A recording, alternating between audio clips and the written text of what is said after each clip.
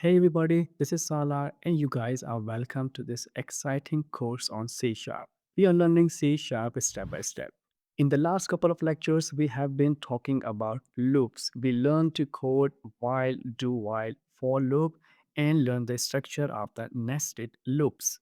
So, regarding to the loops in C Sharp, our understanding is very good now. The last thing we need to cover related to the loops is two special statements which are called continue and break. Both the statements continue and break are used inside the loop.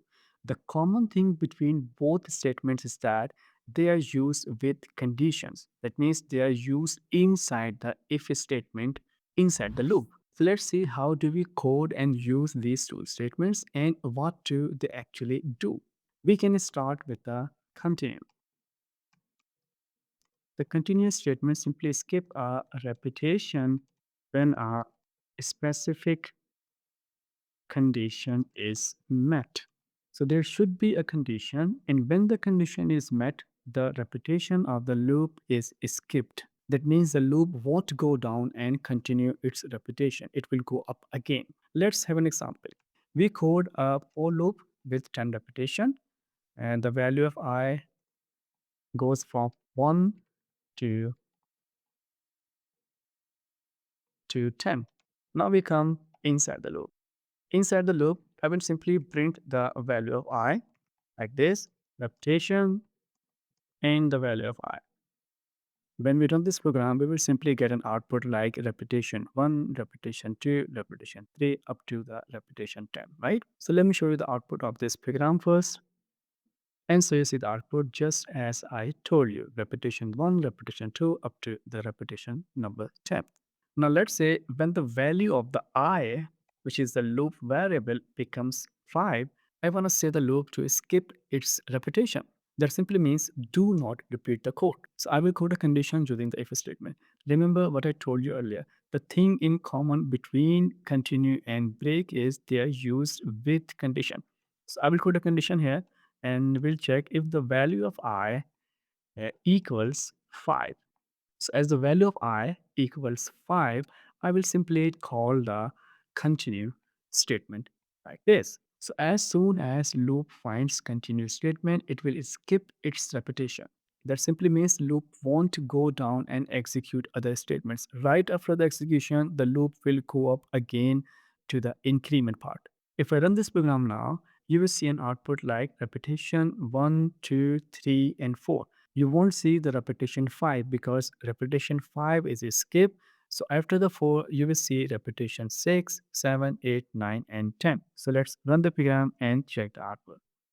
And so you see in the output, after repetition 4, you see repetition number 6. Repetition number 5 is totally skipped because of the continuing statement. So this is how we use the continue statement. By using it, you can simply skip a specific repetition. And once again, there must be a condition. If I use the continue, for example, without the condition like this, then there would be no repetition. Or there would be repetitions, but our control won't go down and execute the statements after the continue statement, right? So there must be a condition around the continue statement. So that was the continue statement. Let's move on to the next statement, which is break statement. Break statement is used quite often. And what does it actually do? It simply breaks or terminate the loop. And also when a specific condition is met. So let's code a for loop, or we can simply just copy our previous code here like this. And now instead of continue, I will simply call the break statement like this. Now as the value of the I becomes 5, the loop is break. Simply the loop is terminated and our control will go down here. So the output of this code in the console should be repetition 1, 2, 3, and 4. And once the value of the I becomes 5, the loop is terminated. So let's run the program and check the output. And so you see the output in the console, right? Our loop went only for repetition from 1 to 4. And the loop simply terminated on the 5th repetition. Now you remember the while loop. When we discussed the while loop, we coded a infinite loop using the true constant like this.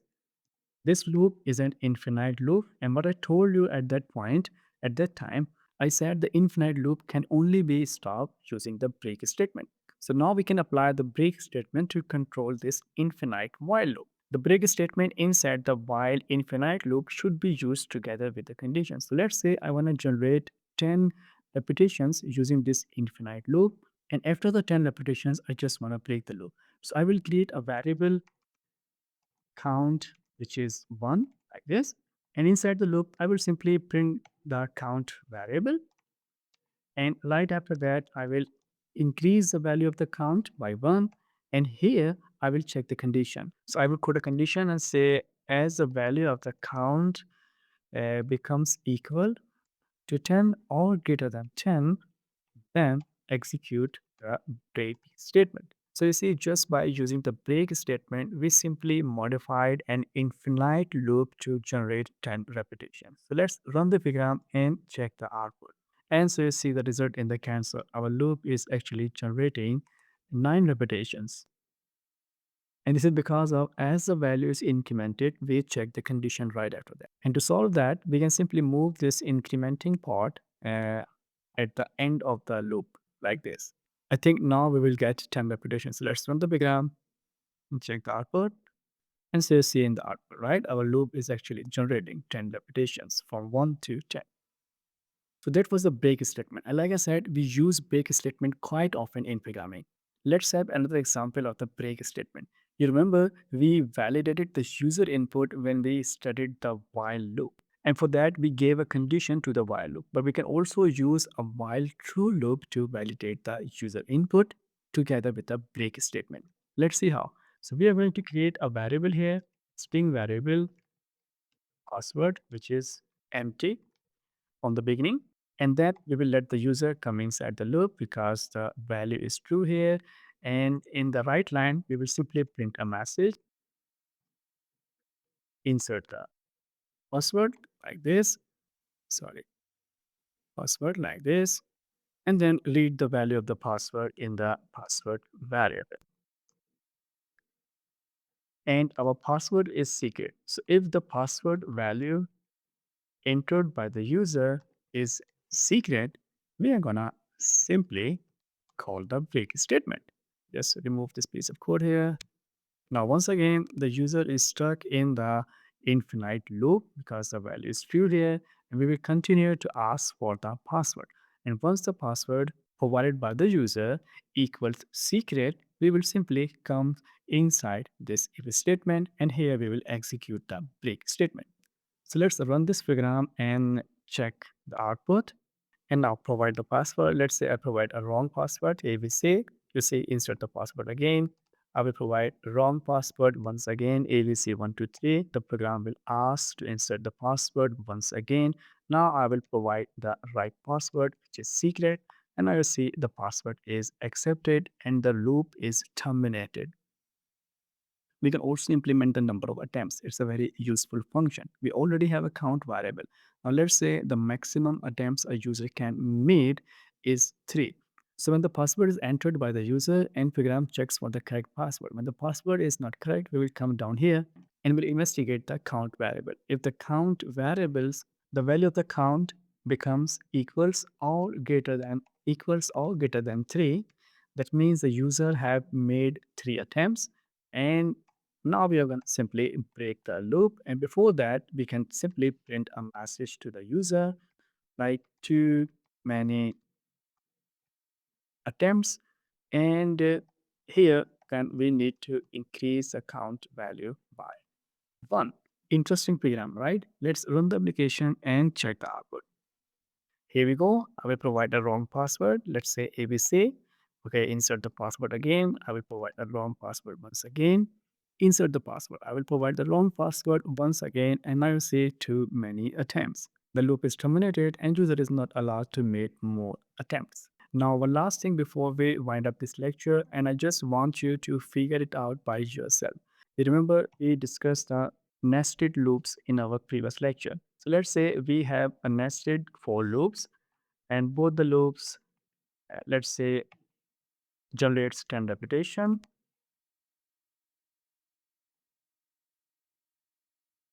I think I need to change the variable j, j, and j.